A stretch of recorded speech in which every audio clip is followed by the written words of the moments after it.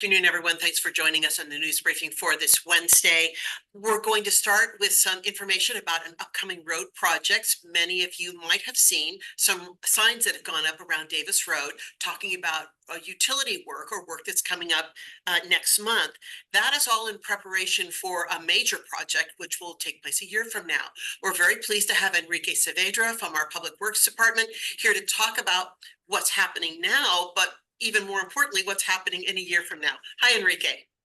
Hi, good afternoon, everybody. Again, Enrique Saavedra. I'm the Monterey County Chief of Public Works. Along with me is also in the audience, Kyle Oyama. He is the project manager for this project. And I guess in some respects, I'm glad to report that we expect to have some work begin on Davis Road. As you know, Davis Road between Blanco and Reservation, almost annual basis that floods or gets overtopped by the Salinas River. So we've been working for a number of years now on a plan to put a bridge there, and the bridge will span the entire Salinas River. And I have some photos here to share with the group, if I could. Yes, please. That'd be great. So, okay, and again, just some photos of something that I'm sure if you live long enough in the Salinas Valley, you would know that here is a picture of Davis as it floods during the winter. And you can see here, so just to orientate everybody on the photograph I got on the screen, what you're looking at is Davis Road going south to north. And you can see Salinas on their horizon there. And this is where the river overtops the Davis Road itself. So this happens yearly basis, and we're trying to put a bridge there to be able to cross here. And so we're going to be doing some work which will require that the traffic will be detoured around this area when we're working. And they'll be asking people to use Blanco Road to go around to Reservation Road if you're going towards Marina, or if you go into Monterey, use Blanco Road and Reservation Road to get around, having to use Davis. So there's some work coming up. Again, this initial work is in preparation of the bridge project, and it'll be work related to the utility relocation. In fact, PG&E is proposing to start putting up signs in this area starting the week of, I guess, next week, I believe. And there'll be some message signs alerting about the upcoming traffic. During the work, PG&E will be closing parts of Davis Road to make the work allow a construction area for the work to take place. The work will take about 2 to 3 months. And this part of the work will consist of relocating a gas line that's currently along Davis Road to make way for the bridge. And then just to give you an idea of what the bridge will look like once we, are working on the bridge I'm working on. This is a schematic of the cross section of the bridge. You can see it's pretty long. It's going to be about 1,700 foot long, and it'll span all that water you saw in the previous photo. So it's going to be a bridge similar in length to what you see on 68, and again, to span the river. And we're also, as part of the project, we're also going to do what we call a roundabout at Davis and Reservation. So in this photograph is kind of a copy of the plan sheet for that intersection. So we got Reservation Road here going left to right or right to left. And we got Davis going north from here. So the signal that's currently there will be replaced by this roundabout. And just to give you some a little snippet of what the road could possibly look like, here's an existing view of the roadway on Davis. And then here is a kind of a projection or an image of what it would look like with the 4 lanes.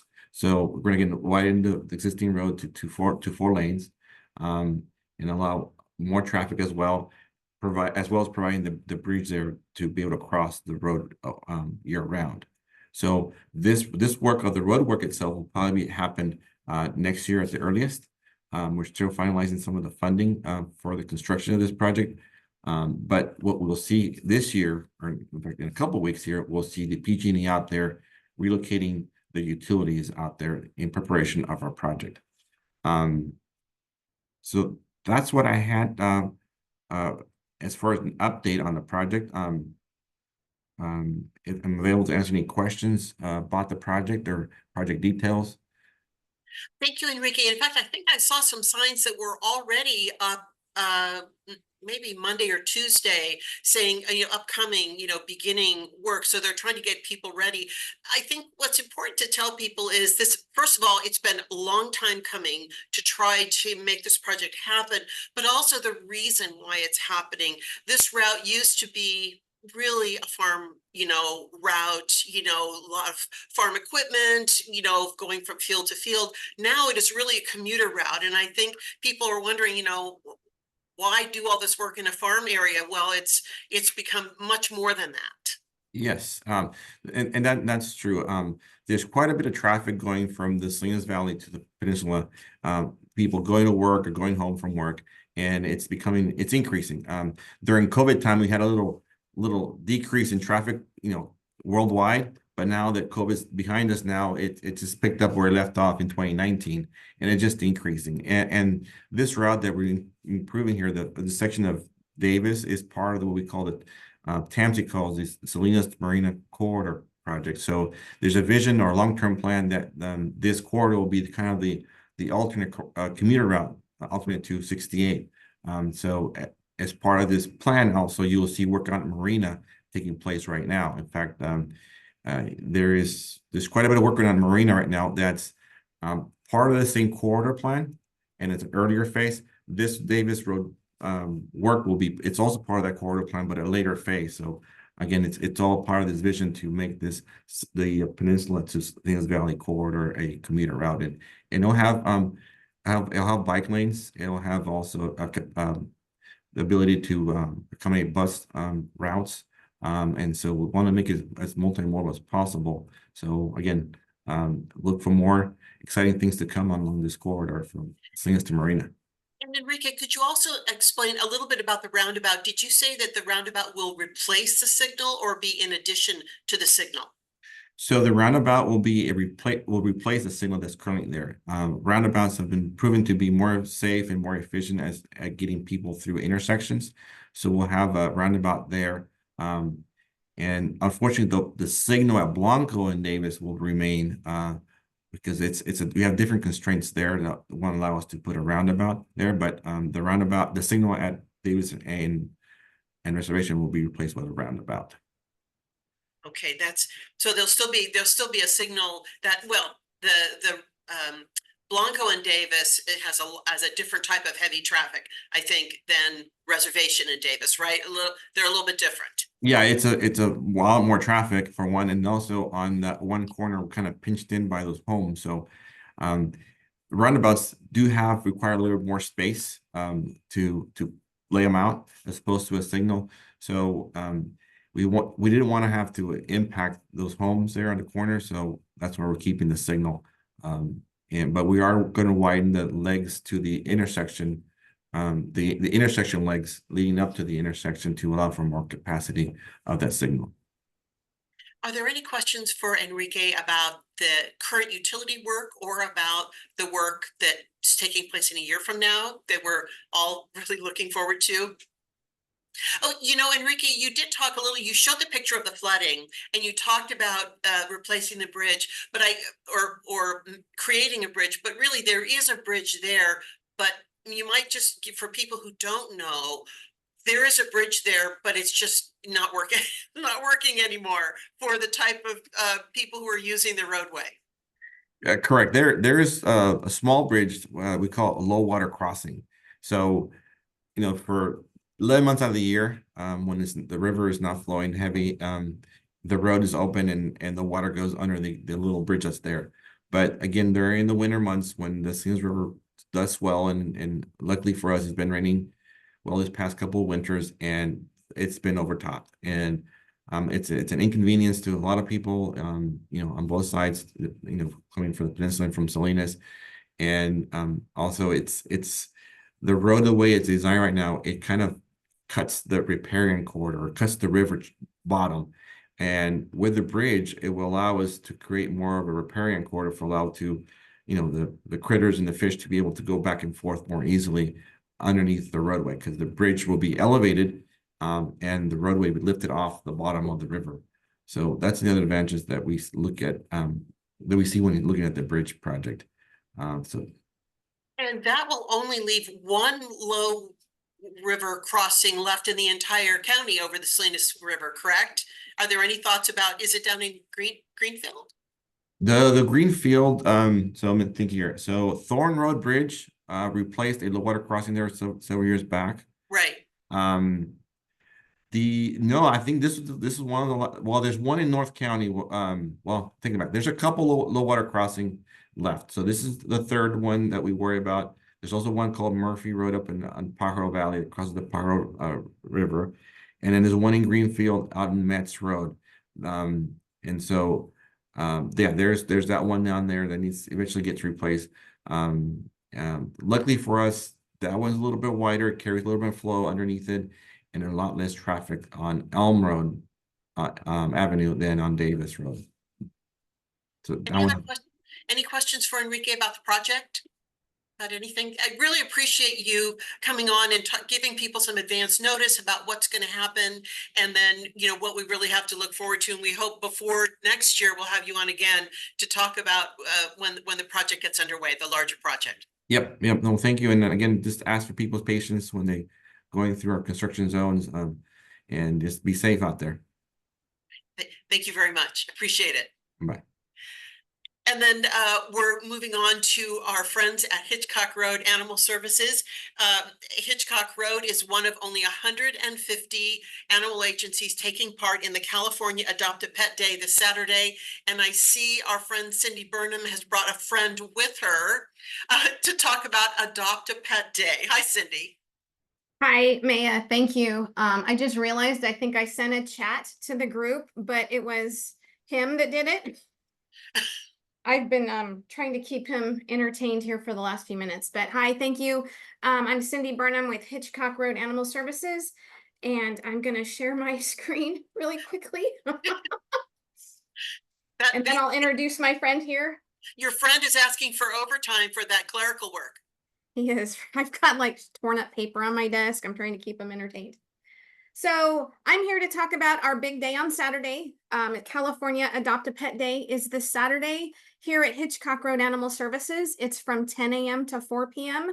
We will be having free dog and cat and rabbit adoptions. We're waiving dog licensing fees for all adoptions. We actually have a couple food trucks here. We've got some freebies we're handing out. We've got music. Our staff and volunteers will be all here to help people with our adoptables. All of our animals will be spayed and neutered, microchipped, and vaccinated. And all of our animals can be viewed at hitchcockroadanimals.org. Follow our social media and our Instagram page for more information, but I thought I'd kind of give some sneak peeks of some of the critters that will be available for adoption, and these are available now, and so we're giving them a little extra plug, and they're here still on Saturday. They'll be available, and we will have a everything's online, and we are having some animals that are just becoming available that are probably getting fixed in our clinic today in preparation for Saturday. So we've got a lot of neutered males right now, but what I wanted to highlight is the difference in the breeds that we have. We've got Scotty and Aussie mix. We've got a Labradoodle named Franklin. We've got Gunther, which is our shelter and our volunteer favorite, who's a 10-month-old lab mix, who's been here for quite a long time. He's just not had things working out for him, so we're hopefully that we can get him a home on Saturday. We've got Holden, who was a special case that came from South County, a super matted pup that we cleaned up, and but wanting to highlight, we've got all ages and breeds.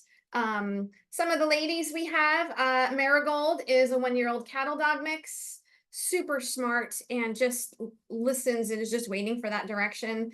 We've got some shepherd puppies like Greta that are 11 weeks old. Sweet Pea's a 6-month-old terrier. Looks like she wants to be your cute little lap dog. And then we've got Jilly, who's a 4-month-old Parsons, or what people used to call Jack Russell mix. We've got all different kinds and breeds. Of course, we've got some kitties. We've got Honey, who's a 4-year-old. We've got Comet here, who's my friend. 10-week-old, and Comet does have siblings. Puma, who actually her picture she looks like she's just a regal puma sitting there. And we've got Jerry, and we actually have the entire Seinfeld cast with Jerry's siblings. And we have a couple bunnies, Smoothie and Tilly, that are also available for adoption. And Tilly's got a little hat on, so she was posing. And just wanted to get the word out. Our social media's got a lot. I'm happy to send anybody anything. If anybody wants to come and do a walkthrough of the shelter and get an idea of the other animals we have, we would love to adopt. We would love to clear our shelter on Saturday. So we're getting all hands on deck. Here is my contact information again. And I'm trying to do this and wrangle a kitten at the same time. Comet is living up to his name, and you may have to let Comet hit the galaxy if he doesn't want to calm down, right?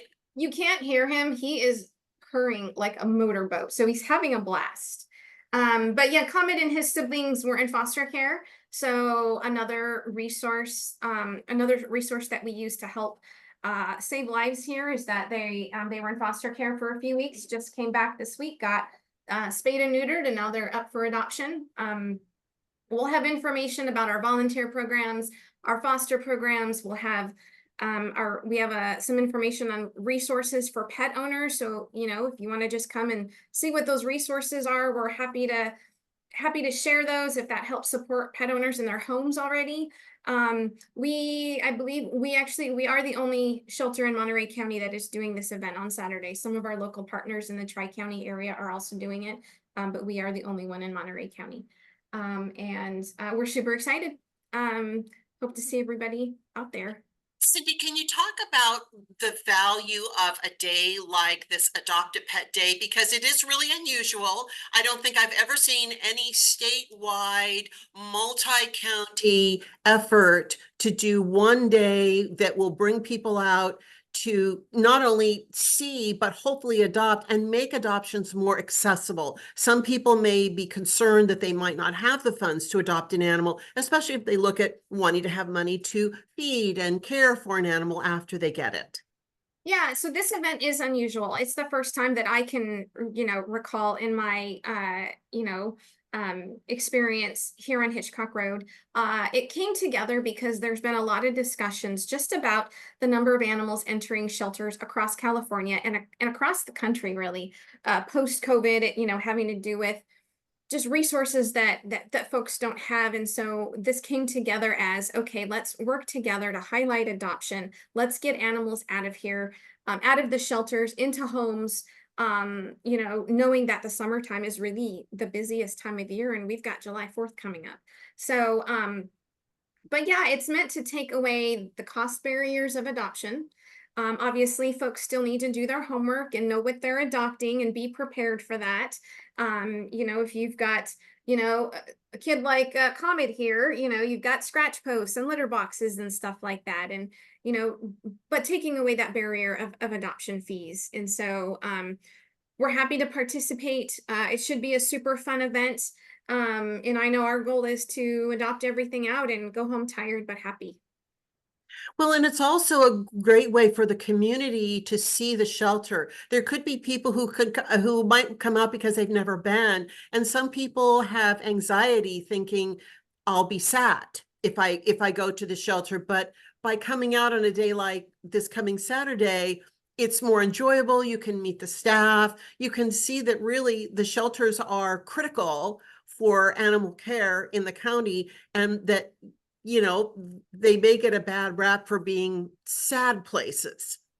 Yeah, oh no sadness on Saturday. We've got tents out in the parking lot. We're gonna have dogs out in the parking lot, puppies out in the parking lot. And so we're kind of moving folks around, and yeah, no sadness here, because we're just gonna have all kinds of smiles and adoptions and stuff. And so yeah, for folks that maybe are a little hesitant, it would be a great day to come out and go from there. So Saturday from 10 to 4. And Yep. then dogs, cats, and rabbits, waiving the license fee and waiving the adoption fee. And they can look at the pets that will be available online, Yep, Hitchcock it's Road. updated every hour, so you can go see what's available right now. Anything that's not, some animals might still be in their holding period until tomorrow or Friday, so there may be some new ones coming up for Saturday. But yeah, our goal is to hopefully everything that's available will be in a home on Saturday night. Sounds good to me. And thank you, Comet, for providing the comic relief for the boss there. Thank you, Cindy, very much for sharing about Adopt a Day, and we hope it goes very well. Thank you. And thanks everyone for joining us on the news briefing this week. Our next briefing is next week. We'll see you then.